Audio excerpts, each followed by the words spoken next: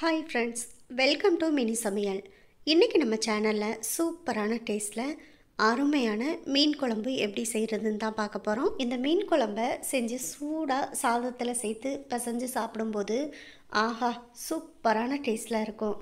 மீன் குழம்புல மீன் மட்டும் சேர்க்காம மாங்காயும் சேர்த்து செய்யும்போது அல்டிமேட் டேஸ்ட்டாக இருக்கும். இன்றைக்கி நம்ம மீன் குழம்பு ரெசிப்பியில் மாங்காய் சேர்த்து தான் செய்ய போகிறோம். சூப்பரான இந்த மீன் குழம்பு ரெசிப்பியை எப்படி பண்ணலான்னு வீடியோக்குள்ளே பார்க்கலாம் வாங்க. குழம்பு செய்ய ஆரம்பிக்கிறதுக்கு முன்னாடி ஒரு மசாலா ரெடி பண்ணிக்கலாம். அதுக்காக ஸ்டவ்வில் ஒரு பாத்திரத்தில் 1/4 ஸ்பூன் அளவுக்கு கடுகு சேர்த்துக்கங்க. கூடவே 1/4 ஸ்பூன் அளவுக்கு வெந்தயம் சேர்த்துக்கங்க. 1/2 ஸ்பூன் அளவுக்கு சீரகம் சேர்த்துக்கங்க. 1/2 ஸ்பூன் அளவுக்கு மிளகு சேர்த்துக்கங்க. ஸ்டவ்வை மீடியம் ஃப்ளேமில் வச்சுட்டு இது எல்லாத்தையும் நல்லா வறுத்துக்கங்க. இப்போ நல்லா வறுத்தாச்சு, வறுபட்ட வாசனையும் வர ஆரம்பிச்சிருச்சு. இதோட ஸ்டவ் ஆஃப் பண்ணிவிட்டு இதை ஒரு மிக்ஸி ஜாரில் சேர்த்து நல்லா பவுடராக அரைச்சிக்கலாம். பாருங்கள், இந்த அளவுக்கு நல்லா நைஸாக அரைச்சி எடுத்துட்டு இப்போ இந்த மிக்ஸி ஜாரை அப்படியே தனியாக எடுத்து வச்சுக்கலாம். அடுத்ததாக ஸ்டவ்வில் ஒரு பாத்திரத்தை எடுத்து வச்சு 2 ஸ்பூன் அளவுக்கு எண்ணெய் சேர்த்துக்குங்க. எண்ணெய் சூடானதுமே இதில் ஒரு 15 சின்ன வெங்காயத்தை பாதி பாதியாக கட் பண்ணிவிட்டு சேர்த்துக்கங்க. கூடவே 10லேருந்து 12 பல் பூண்டு சேர்த்துக்கங்க. இப்போ இந்த வெங்காயம் பூண்டு ரெண்டையும் வதக்கிக்கலாம். ஆனால் இதை ரொம்பவும் வதக்கிடக்கூடாது, லைட்டாக வதக்கிட்டு நம்ம இதில் தக்காளி சேர்த்துடலாம். இந்த அளவுக்கு பூண்டும் வெங்காயமும் வதங்கினா போதும். இப்போ இதில் 2 பெரிய சைஸ் தக்காளியை கட் பண்ணிவிட்டு சேர்த்துக்கங்க. இப்போ தக்காளியை வதக்கிக்கலாம். தக்காளியை ரொம்ப குலைவாகவும் சாஃப்டாகவும் வதக்கிடக்கூடாது. தக்காளி ஓரளவுக்கு லைட்டாக வதங்கி வந்தாலே போதும். பாருங்கள், வெங்காயம் பூண்டு தக்காளி 3மே இந்த அளவுக்கு வதங்கி வந்தாலே போதும். இது கூட 1/4 மூடி அளவுக்கு தேங்காயை துருவிட்டோ இல்லை இந்த மாதிரி கட் பண்ணிட்டோ சேர்த்துக்கங்க. இப்போ தேங்காயும் சேர்த்து நல்லா ஒரு முறை கலந்து விட்டுக்கலாம். அதுக்கு முன்னாடி ஸ்டவ்வை ஆஃப் பண்ணிடலாம். ஸ்டவ்வை ஆஃப் பண்ணிவிட்டு தேங்காயை இந்த பாத்திரத்தோட சூட்டில் மட்டும் வதக்கி விட்டால் போதும். இது நல்லா ஆறட்டும். ஆறினதுக்கப்புறமா ஒரு மிக்ஸி ஜாரில் சேர்த்து இது எல்லாத்தையும் நல்லா ஒரு பேஸ்ட்டாக அரைச்சி எடுத்துக்கலாம். இப்போ இந்த தக்காளி வெங்காயம் இது எல்லாமே நல்லா ஆறி வந்துருச்சு. ஏற்கனவே ஒரு மிக்ஸி ஜாரில் நம்ம கடுகு வெந்தயம் சீரகம் மிளகு இது எல்லாத்தையும் சேர்த்து அரைச்சி பொடி பண்ணி வச்சுருந்தோம். அதே மிக்ஸி ஜாரில் இப்போ நம்ம வதக்கி வச்சுருக்க தக்காளி வெங்காயம் பூண்டு தேங்காய் இதையும் சேர்த்து நல்லா மசாலாவாக பேஸ்ட்டாக அரைச்சி எடுத்துக்கணும். அதுக்கு முன்னாடி இது கூடவே குழம்புக்கு தேவையான மசாலா எல்லாமே சேர்த்து அரைச்சிக்க போகிறோம். 2.5 ஸ்பூன் அளவுக்கு மிளகாய்த்தூள் காரத்துக்கு சேர்த்துக்கங்க. உங்கள் மிளகாய்த்தூள் கொஞ்சம் காரம் கம்மியாக இருக்குன்னு நினச்சிங்கன்னா 3 ஸ்பூன் அளவுக்கு கூட சேர்த்துக்கங்க. மல்லித்தூள் 4 ஸ்பூன் சேர்த்துக்கங்க. கூடவே தேவையான அளவு மஞ்சள் தூள் சேர்த்துக்கங்க. இப்போ மசாலாவும் சேர்த்தாச்சு. இப்போ இது எல்லாத்தையும் சேர்த்து நல்லா பேஸ்ட்டாக நைஸாக அரைச்சி எடுத்துக்கலாம். அரைக்கும் போது தண்ணி சேர்த்து அரைச்சிக்கங்க.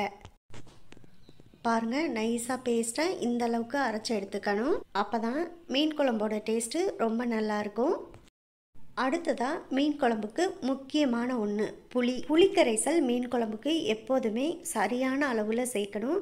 நான் இன்றைக்கி ஒரு பெரிய எலுமிச்சம்பழ அளவுக்கு புளி எடுத்திருக்கேன். புளிக்கரைசல்லாம் சரியான அளவில் சேர்த்து நல்லா காரசாரமாக செய்யும்போது தான் மீன் குழம்போட டேஸ்ட்டே ரொம்ப நல்லாயிருக்கும். இப்போ இந்த புளியை நல்லா கரைச்சிட்டு புளி சக்கையெல்லாம் வெளியில் எடுத்து போட்டுட்டு இந்த புளிக்கரைசலை மட்டும் நம்ம ரெடி பண்ணி வச்சுக்கலாம்.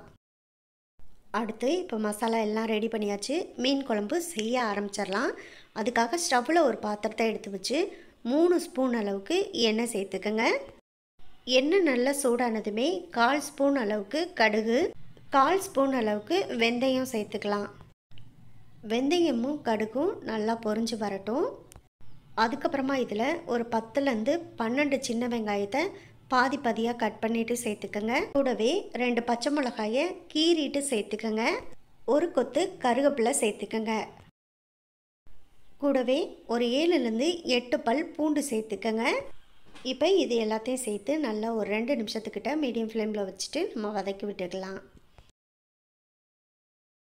பாருங்கள், இந்த அளவுக்கு நல்லா வதக்கின பிறகு ஒரு சின்ன தக்காளியை பொடி பொடியாக கட் பண்ணிவிட்டு சேர்த்துக்கோங்க.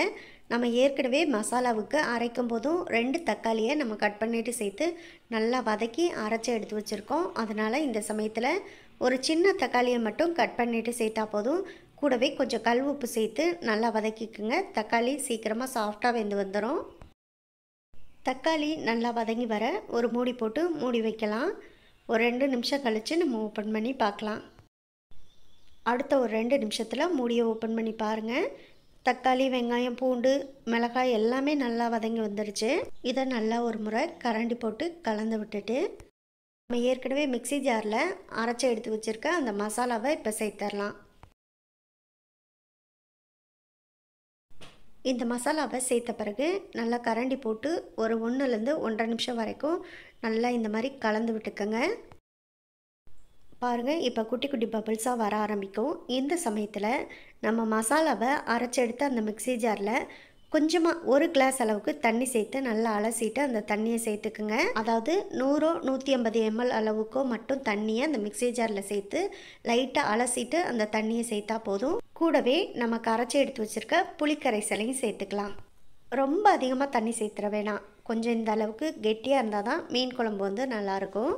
இப்போ எல்லாத்தையும் சேர்த்து நல்லா ஒரு முறை கலந்து விட்டுக்கோங்க.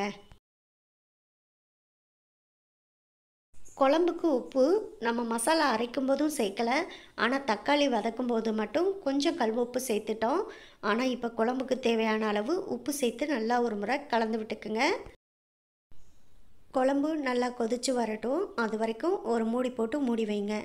குழம்பு நல்லா கொதித்து வந்தோடனே நம்ம மூடியை ஓப்பன் பண்ணலாம். பாருங்கள், இப்போ குழம்பு நல்லா கொதிச்சிருச்சு. இப்போ மூடியை ஓப்பன் பண்ணலாம். குழம்பு நல்லா கொதித்த பிறகு ஒரு கரண்டி போட்டு நல்லா இந்த மாதிரி கலந்து விட்டுக்குங்க. அடுத்ததாக அடுப்பை லோ ஃப்ளேமுக்கும் மீடியம் ஃப்ளேமுக்கும் இடையில மாற்றி வச்சுக்கலாம். இப்போ இதில் மீன் சேர்க்குறதுக்கு முன்னாடி நான் மாங்காய் சேர்த்துக்க போகிறேன். நான் இன்றைக்கி கிரேப் மாங்காய் தான் துண்டு துண்டாக கட் பண்ணிவிட்டு நல்லா வாஷ் பண்ணிவிட்டு சேர்த்துருக்கேன். இது ஈஸியாக குழம்புல கரையாது. அதனால தான் மீன் சேர்க்குறதுக்கு முன்னாடியே நான் மாங்காயை சேர்த்துட்டேன். ஒருவேளை நீங்கள் சேர்க்குற மாங்காய் கரையக்கூடியதாக இருந்தால் லாஸ்ட்டாக சேர்த்துக்கலாம். ஸ்டவ்வை மீடியம் ஃப்ளேமில் ஒரு 5 நிமிஷம் வச்சு நல்லா மாங்காயெல்லாம் வெந்த பிறகு இதில் மீன் சேர்த்துடலாம். மீனை நல்லா ஒரு 2 முறை வாஷ் பண்ணிவிட்டு நான் எடுத்து வச்சுருக்கேன். இப்போ அந்த மீன் துண்டுகள் எல்லாத்தையுமே நான் ஒவ்வொன்றா இதில் சேர்த்துக்கிறேன். எந்த வகையான மீனாக இருந்தாலும் சரி, இந்த மாதிரி மீன் குழம்ப ஒரு முறை செஞ்சு பாருங்கள். செம்ம டேஸ்ட்டாக இருக்கும். இப்போ மீனெல்லாம் சேர்த்த பிறகு நல்லா குழம்போடு சேர்த்து மீனை ஒரு முறை கலந்து விட்டுக்கோங்க. ரொம்ப அழுத்தி மீன் சேர்த்ததுக்கப்புறம் கலந்து விட வேணாம். லைட்டாக ஒரு முறை கலந்து விட்டுட்டு கொஞ்ச நேரம் அடுப்பை மீடியம் ஃப்ளேமில் வச்சு ஒரு 8லேருந்து 10 நிமிஷம் வரைக்கும் கொதிக்க விடுங்க. அப்போது மாங்காய், மீன் இது எல்லாமே நல்லா வெந்து வந்துடும். பாருங்கள், இப்போ ஒரு 8 நிமிஷத்துக்கிட்ட ஆச்சு. எண்ணெயெல்லாம் மேலே பிரிஞ்சு எவ்வளோ அழகாக சூப்பராக மீன் குழம்பு ரெடியாகி வந்துருச்சு. இதில் மேலும் இன்னும் வாசனைக்காக கொஞ்சமாக கொத்தமல்லி தலையை கட் பண்ணிவிட்டு சேர்த்துக்கங்க. சூப்பரான பக்காவான மீன் குழம்பு நம்ம ரெடி பண்ணியாச்சு. ரொம்ப ரொம்ப டேஸ்ட்டாக இருக்கும். இப்போ வர்ற இந்த மீன் குழம்பு வாசனையே அவ்வளோ சூப்பராக இருக்குது. மீனே பிடிக்காதவங்க கூட கண்டிப்பாக இதை டேஸ்ட்டு பண்ணி விரும்பி சாப்பிடுவாங்க. அந்தளவுக்கு ரொம்ப நல்ல ஒரு டேஸ்ட்டாக இருக்கும். மீன் குழம்ப இதே மெத்தடில் நீங்களும் ஒரு தடவை ட்ரை பண்ணி பாருங்கள். ட்ரை பண்ணி பார்த்துட்டு எப்படி வந்துச்சுங்கிறத கமெண்ட் பாக்ஸில் சொல்லுங்கள். இந்த வீடியோ உங்களுக்கு பிடிச்சிருந்தா இந்த வீடியோவை லைக் பண்ணி நம்ம சேனலை மறந்துடாமல் சப்ஸ்கிரைப் பண்ணிக்கோங்க. உங்கள் ஃப்ரெண்ட்ஸ் அண்ட் ரிலேட்டிவ்ஸ் எல்லாருக்கும் ஷேர் பண்ணுங்கள். இதே போல் அடுத்தடுத்து நல்ல நல்ல வீடியோவில் சந்திப்போம். ஓகே, பாய்.